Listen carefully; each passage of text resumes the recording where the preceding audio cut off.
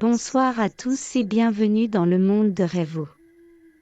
L'histoire que je vais te raconter ce soir s'intitule Nino, le pingouin et l'otarie aux yeux ronds.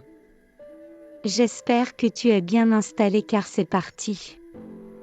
Dans un coin de banquise où le vent souffle doucement et où la neige danse en silence, vivait Nino, un jeune pingouin au ventre bien blanc et aux petites pattes toujours pressées.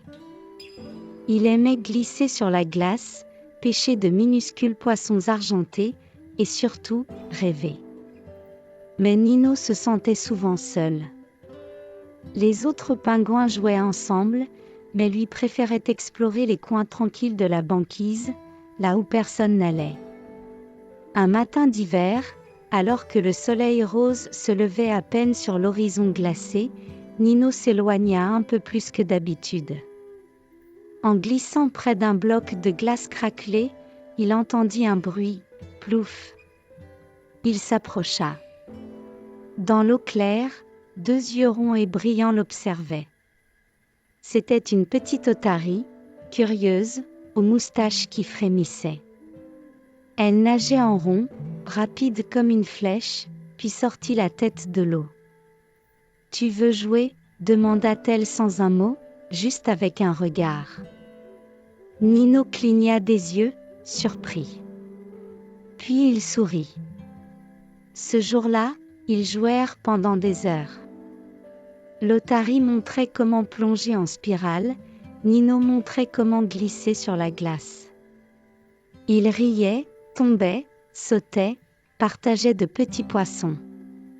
Ils ne parlaient pas. Mais tout dans leurs gestes disait l'amitié naissante. Chaque matin suivant, Nino retournait près du bloc de glace. L'otarie l'attendait. Parfois, elle arrivait la première. Parfois, c'était lui. Il ne se lassait jamais. Mais un jour, une tempête arriva. Le vent hurla, la neige tomba fort. Nino resta à l'abri avec sa colonie. Et il pensa à son ami, là-bas, sous les flots. Quand la tempête passa, Nino courut jusqu'au bord de l'eau. Le bloc de glace avait fondu. L'otarie n'était pas là. Les jours passèrent. Nino retournait chaque matin.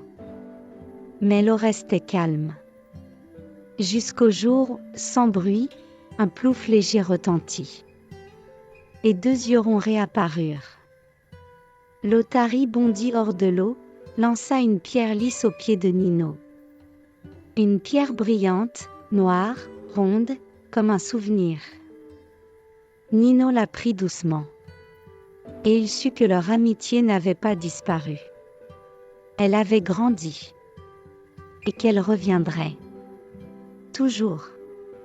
Depuis, on dit que là-bas, sur la banquise, un petit pingouin et une otarie tournent en rond, dansent sur la glace et partagent le silence, comme deux cœurs qui se reconnaissent sans mots. Et voilà, c'est comme ça que se termine cette histoire. Je t'invite à t'abonner et activer la petite cloche pour ne louper aucune de mes histoires.